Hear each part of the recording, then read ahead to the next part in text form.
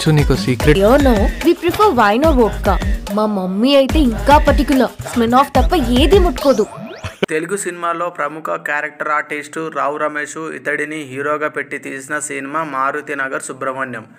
నార్మల్గా అయితే ఏదో చిన్న సినిమా, కానీ సుకుమార్ భార్య నిర్మాతల్లో ఒకరు కావడం, ప్రీ రిలీజ్ ఈవెంట్కి అల్లు అర్జున్ చీఫ్ గెస్ట్గా రావడం కాస్తంత బంచ్ క్రియేట్ అయిందని చెప్పొచ్చు. తాజాగా ఆగస్టు 23వ తారీఖు ఈ మూవీ థియేటర్లకు రిలీజ్ అయింది. అయితే ఇంతకీ చిత్రం ఎలా ఉందనేది మాత్రం మనం ఇప్పుడు క్లుప్తంగా తెలుసుకుందాం. అసలు రావు రమేష్ తోటి మూవీ తీయాల్సినంత డెప్త్ ఈ మూవీలో ఏముందో మనం ఇప్పుడు చూద్దాం. సో యాక్చువల్గా దీని ఒక కథ తెలుసుకుంటే, మారుతినగర్కి చెందిన సుబ్రహ్మణ్యం రావు రమేష్ 1998లో ఒక టీచర్ ఉద్యోగం సెలెక్ట్ అవుతాడు. కానీ కోర్టు స్టే వల్ల అది అలా హోల్డ్గా ఉండిపోతుంది. చేస్తే గవర్నమెంట్ ఉద్యోగమే చేయాలని అప్పటి నుండి మరో పని చేయకుండా ఖాళీగా ఉంటాడు. భార్య కళారాణి ఇంద్రజ సో గవర్నమెంట్ ఆఫీస్లో క్లర్క్గా, వీళ్ళకో కొడుకు అర్జున్ అంకిత్ కొయ్య. అప్పులతో సంసారం చేస్తున్న సుబ్రహ్మణ్యం అకౌంట్లో 10 లక్షల రూపాయలు వచ్చి పడతాయి. ఇంతకీ వీటిని ఎవరు చేశారు, చివరికి గవర్నమెంట్ జాబ్ వచ్చిందా లేదా అనేది స్టోరీ. సో ఇందులో ఎవరెవరు చేశారో మనం తెలుసుకుందాం. సినిమాలో ఎంటర్టైనర్ ఉంటే చాలు, స్టార్ హీరోయిన్లు అయినా ఉన్నారా, ఐటమ్ సాంగ్ ఉందా లాంటి విషయాల్ని ప్రేక్షకుల్ని పట్టించుకోరు. అలా క్యారెక్టర్ ఆర్టిస్టు రావు రమేష్ని హీరోగా పెట్టి తీసిన సినిమా ఇది.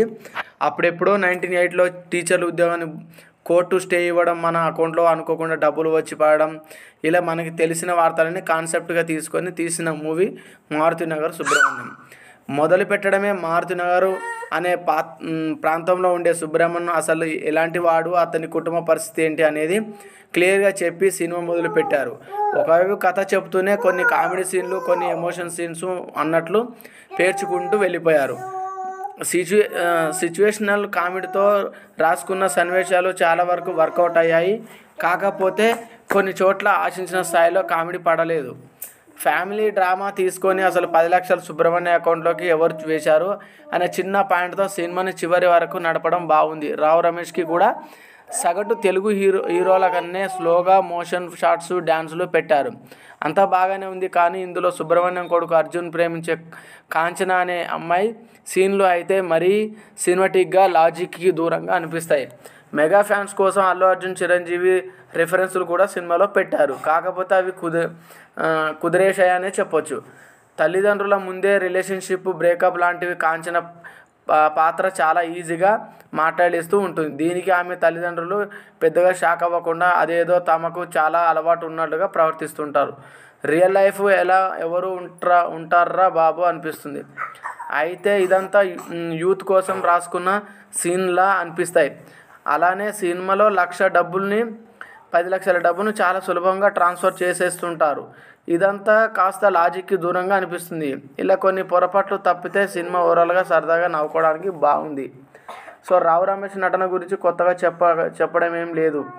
ఎప్పటిలాగానే సుబ్రహ్మణ్యం పాత్రలో ఒదిగిపోయాడని చెప్పొచ్చు. ఇతని కొడుకుగా చేసిన అంకిత్ బాగానే చేశాడు. మొన్నే హాయ్తో ఇప్పుడు ఈ సినిమాతో మెప్పించాడు. కాంచన పాత్ర చేసిన రమ్య పసుపులేటి గ్లామర్గా కనిపించడం తప్పితే పెద్దగా చేసేదేం లేదు. ఇంద్రజ కూడా స్టార్టింగ్లో ఎమోషనల్ అవ్వడం, చివరిలో డ్యాన్స్ చేయడం తప్పితే పెద్దగా స్కోప్ దొరకలేదు. మిగిలిన పాత్రలో ప్రవీణ్, హర్షవర్ధనం, అన్నపూర్ణమ్మ తదితరులు ఓకే. టెక్నికల్ విషయానికి వస్తే సినిమా చాలా రిచ్గా తీశారు. సినిమాటోగ్రఫీ చాలా కలర్ఫుల్గా ఉంది. పాటలు వినడానికి ప్లస్ చూడడానికి కూడా బాగున్నాయి. రైటర్ కమ్ డైరెక్టర్ లక్ష్మణ్ కార్య సింపుల్ స్టోరీ లైన్ తీసుకొని దానికి తనదైన హాస్యం జోడించి ఎంటర్టైనర్ చేశారు. గతంలో హ్యాపీ వెడ్డింగ్ మూవీతో ఆకట్టుకున్న ఇతడు ఇప్పుడు ఆ సినిమాతో మెప్పించాడని చెప్పొచ్చు. ప్రామిసింగ్ దర్శకుడు అనిపించుకున్నాడని చెప్పొచ్చు. చివరిగా చెప్పొచ్చేది ఏమంటే, ఫైట్స్ లాంటివి లేకుండా మనసారా కాసేపు నవ్వుకుందాం అనుకుంటే మారుతినగర్ సుబ్రహ్మణ్యం మంచి ఆప్షన్ అని చెప్పొచ్చు. చూసి నవ్వుకోవడానికి మంచి సినిమా అని చెప్పొచ్చు. సో మీరు కూడా థియేటర్కి వెళ్ళి చూడండి. మారుతినగర్ సుబ్రహ్మణ్యం ఎలా ఉందో కామెంట్ చేయండి.